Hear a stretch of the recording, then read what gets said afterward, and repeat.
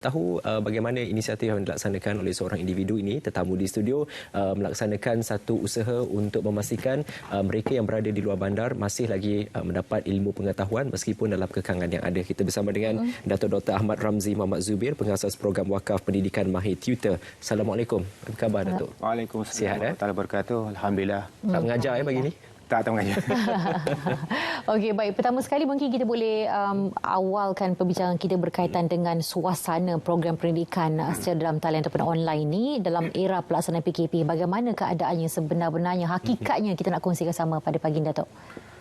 Ya, apabila berlakunya PKP COVID-19, ia sebenarnya mempercepatkan proses adaptasi kita kepada teknologi, terutama sekali adalah teknologi digital. Ya. Kalau 2 tahun lepas, mula-mula kita bermula dulu, tidak ada orang yang nak dengar pun kita bercakap tentang online learning, teknologi digital dalam pendidikan, dalam latihan dan sebagainya. Jadi apabila berlakunya wabak COVID-19, COVID-19 dan PKP, PKPB sekarang semua terpaksa mengadaptasi diri mereka lah dengan pembelajaran dalam talian dan juga teknologi digital. Jadi sekarang ni kita memang kita sendiri terpaksa belajar lebih lagi, terpaksa cepat lagi belajar untuk bagaimana kita nak gunakan teknologi digital untuk memberi akses kepada semua pelajar-pelajar, terutamanya di kawasan-kawasan seperti mana yang Hani sebut tadi, kawasan pedalaman yang tidak pernah pun terfikir untuk kita buat sebenarnya. Ya, penularan COVID-19 mempercepat penggunaan teknologi ini. Namun mahu tidak mahu kita perlu bersetuju bahawa semua orang, tidak kira di bandar maupun di luar bandar, di atas bukit, di tepi laut, perlu memastikan diri mereka dilengkapi dengan teknologi. Tapi kalau kita tengok realitinya, masih ada lagi. Bagaimana doktor atau Datuk sendiri melihat situasi ini untuk kita selarikan dengan tuntutan waktu ini? Ya. Pembelajaran dalam talian ini dia memerlukan kepada 3 faktor lah yang merupakan critical success factor ataupun faktor kejayaan.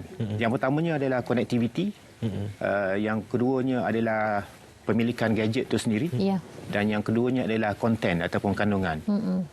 Kita di Mahir Tutor, kita fokus kepada yang ketiga tu, iaitulah konten, kandungan. Kalau kita ada infrastruktur yang hebat pun, tapi kontennya tidak ada, maka kadang-kadang ialah student-student ni dia kerana tidak ada alternatif, dia main TikTok, Facebook, konten-konten yang tidak berfaedah dari segi pembelajaran. Kita ada 1,600 pusat internet desa misalnya di Malaysia ni, yang jika tidak ada kandungan konten dan sebagainya, maka dia akan jadi gajah putih. Begitu juga apabila kita bercakap tentang connectivity, talian internet dan sebagainya. So benda ni seperti telur dan ayam, chicken and egg punya. Jadi kita di Mahir Tutor, kita nak buat semua benda pada satu masa. Jadi kita konsentrate kepada konten ataupun kandungan. Alternatifnya di situ sekarang, oleh kerana seperti mana yang Andi sebut tadi, sekolah dah tutup, sesi pembelajaran terganggu. Jadi student-student ini tidak ada pilihan melainkan bergantung 100% kepada guru-guru mereka yang juga ada kekangan di sekolah-sekolah dan sebagainya. Jadi kita tampil untuk memberikan satu alternatif kepada mereka, iaitulah di Mahir Tutor ini, kalau saya boleh sebut, kita dah rekod semua pembelajaran itu, so everything is video on demand. Dia boleh belajar anytime, anywhere. Bukan sahaja kepada student-student, pelajar-pelajar yang mendapat manfaat, tetapi juga kepada para guru yang nak menggunakan bahan-bahan pengajaran tadi tu, dia boleh dapatkan di situ sebab semuanya telah disediakan. Baik dari segi video, kelasnya, baik dari segi assignments, attachment, semualah. Baik, semua ketetapan tersebut maknanya sudah ada, tinggal diakses sahaja oleh para pelajar ini, dan juga kepada para guru yang mempunyai kekangan boleh menggunakan video rakaman tersebut dan juga asesmen yang lain untuk disampaikan kepada pelajar-pelajar mereka. Betul. Jadi sangat memudahkan. Dan kita tahu bahawasanya guru-guru dan juga pelajar juga mempunyai kekangan masing-masing dan juga interest sendiri. Jadi ini sangat membantu. Cuma kita nak tahu juga bagaimana semuanya diusahakan. Pastinya ada menggunakan modal yang cukup besar juga. Jadi kita mungkin boleh kongsikan juga konsep yang digunakan untuk menjayakannya. Betul sekali apa yang dikatakan oleh Hani. Teknologi digital ini memerlukan pelaburan yang besar sebenarnya.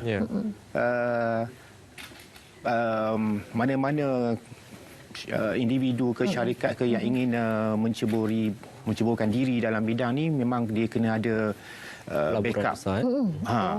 Dan kita bukan kerajaan, kita bukan kementerian dan sebagainya, tapi kita adalah individu-individu yang memang kita dedicate ourselves kepada pendidikan, giving access to education to everybody, memberi akses kepada pendidikan ini kepada semua orang. Alhamdulillah, ramai dermawan-dermawan di luar sana, konglomerat, korporat dan sebagainya, ahli politik, kementerian, kerajaan, wakil-wakil rakyat sekalipun memberikan sepenuh kerjasama kepada kita, yang akhirnya sekarang ini jika kita lihat di MyTutor tu, para pelajar belajar secara free, secara percuma. Daripada para tutornya, daripada produsernya, sistemnya, programmer semualah. Jadi mereka ini dibayari secara wakaf.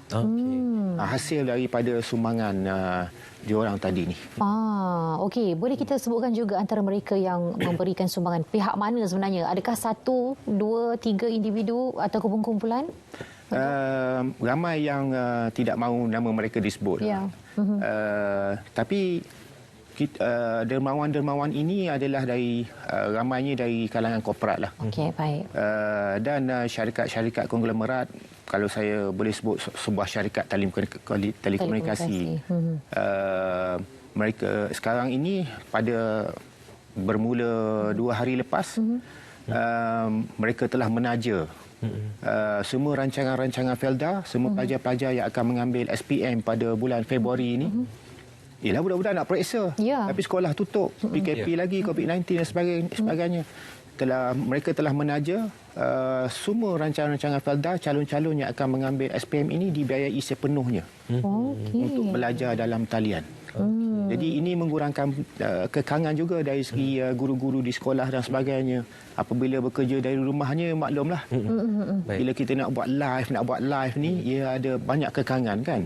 Kita nak menguruskan keluarga lagi, menguruskan rumah tangga lagi dan sebagainya. Jadi ini merupakan satu yang meringankan beban tugas mereka lah. Semua atas kesedaran demi nama pendidikan pada mereka ni. Ya, ini satu cara yang baik sekali. Kita tahu seperti yang Datuk telah kongsikan tadi, guru-guru semua pun ada kekangan untuk mengajar menggunakan internet dan sebagainya. Jadi boleh download, atau bagaimana cara untuk terlibat Datuk, baik para guru dan juga murid? Kita berikan akses, tidak perlu download apa-apa pun. Sistem ini memang kita bangunkan untuk memudahkan semua orang. Jadi tidak perlu download apa-apa. Boleh tengok menggunakan TV sekalipun. Okey. Smartphone boleh, PC boleh, laptop boleh, tablet boleh, TV tapi kena smart TV lah. Jadi just go to MyTutor dan dia boleh terus belajar. Kita bagikan akses pada dia, username dan access code. Itu saja. Semuanya ada percuma. Okey, kerana ramai individu dan juga kumpulan yang memberikan kelebihan ini kepada anda menerusi cara wakaf Jadi perlu dimanfaatkan semua para pelajar dan juga tenaga pengajar itu sendiri untuk mendapatkan segala akses maklumat dan juga kelebihan yang diberikan menerusi MyTutor ini. Okey, ini juga mendapat kerjasama dan juga pemantauan daripada kementerian sendiri. Bahkan kementerian seperti MOSTI misalnya, mereka sendiri, oleh kerana MyTutor ini kita menitik beratkan kepada subjek-subjek kritikal. Seperti mana yang Hani beritahu tadi, kalau kita di Lembah Kelang ini kita banyak akses. Betul. Terutamanya pelajar-pelajar ni pun sendiri dia resourceful. Sudah pun ada smartphone, semua orang semua ada. Kan? Senang ada dapat akses. Student-student ni sendiri dah ada smartphone sendiri. Di kawasan pedalaman mereka terpaksa berkongsi, terpaksa pergi ke pusat internet untuk dapatkan akses kepada internet, pendidikan dan sebagainya. Jadi kita perlukan lebih ramai yang datang menyumbang. Sekarang ini pelajar-pelajar ini ditaja sepenuhnya, tapi sebenarnya penaja bayar RM10. sebenarnya RM10 seorang untuk belajar semua subjek. Wow. Jadi kementerian seperti MOSTI ini dimenitik beratkan kepada STEM, iaitu sains, technical, matematik, engineering. So subjek-subjek seperti fizik, kimia, biologi itu dibiayai oleh MOSTI, terutamanya di kawasan seperti Terengganu. Di daerah Kuala Terengganu semua itu adalah MOSTI memberikan pembiayaan untuk kita highlightkan subjek-subjek ni yang merupakan subjek kritikal. Yang kalau kita sebut matematik tambahan, fizik pun student-student dah mentaliti dia susah. Tak nak belajar sains, formula-formula, angka-angka semua tu kan. Jadi dengan bantuan yang diberikan oleh kementerian seperti MOSTI, kita dapat mencari tutor yang terbaik. Mereka ini adalah, kalau kita tengok Instagram, Facebook diorang adalah Insta famous. Followers yang ratus-ratus ribu, yang mengajar, kadang-kadang dia menyanyi, dia menari, dia buat konten itu colourful, you know. Jadi student-student ni akan berminat. Interaktif. Kalau dia belajar fizik, misalnya 2 hari siap, dia kata 4, dia kata 5. Pasal dia seronok belajar. Learning should be fun, you know. Belajar tu kena in a fun way, menarik perhatian pelajar. Betul. Jadi oleh kerana semangat-semangat daripada diorang inilah membolehkan kita menggunakan teknologi yang paling canggih untuk menarik perhatian pelajar supaya menumpukan perhatian kepada subjek tersebut. Itulah bila kita belajar dalam kelas pun berdepan cabaran untuk memastikan pelajar fokus dan mendapat ilmu yang ingin diajar oleh para guru. Initah lagi pembelajaran yang tidak bersemuka secara fizikal, pastinya cabarannya lebih besar. Gila minggu lepas kita ada bercakap tentang wakaf ni, bukan saja mewakafkan kewangan atau mewakafkan aset kita, tapi diri kita sendiri juga, perkhidmatan kita. Bagaimana orang ramai ataupun ada para guru yang mahu menjadi bahagian daripada tenaga pengajar juga boleh, Datuk? Ya, Andi, apa yang dikatakan oleh Andi itu betul.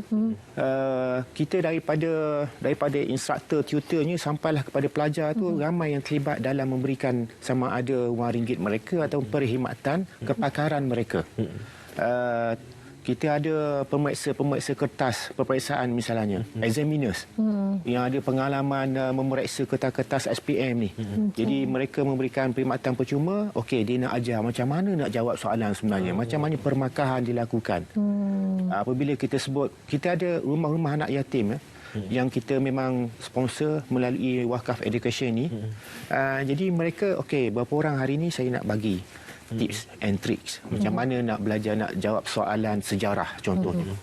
Jadi seperti mana yang Andi beritahu tadi, kita welcome lah, amat mengalu-alukan mereka yang ada kepakaran untuk bersama ni kita memberikan perkhidmatan untuk membantu pelajar-pelajar ni yang dah banyak terganggu persekolahan, pembelajaran mereka ni. Kalau kita nak go commercially, benda ni tidak akan jadi. Pendidikan tidak sepatutnya dikomersialkan. Dan kita menggunakan pendekatan wakaf ini kerana itulah yang terbaik dalam bidang pendidikan. Kalau tidak, sampai sudah pelajar-pelajar tidak akan dapat kandungan konten yang terbaik. Betul, setuju sangat. Dan adakah hanya boleh akses oleh pelajar-pelajar dan juga tenaga pengajar yang berkaitan dengan pendidikan, atau semua orang sebenarnya boleh mengakses maklumat tersebut? Setakat ni untuk pendidikan lah. Untuk pendidikan, pelajar yang kita berikan akses dan juga sponsors mereka, pelajar dia boleh tengok. Is transparent. Apabila kita buat wakaf ni, kita kena transparent.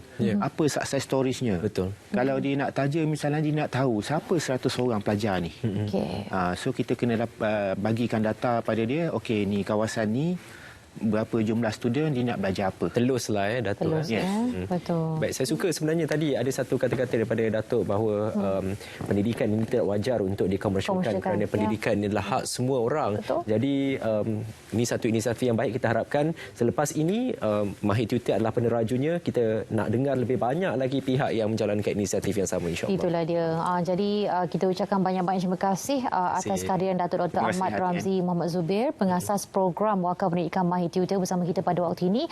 Jadi ini orang kata rahmat pandemik kuliah secara dalam talian. Saya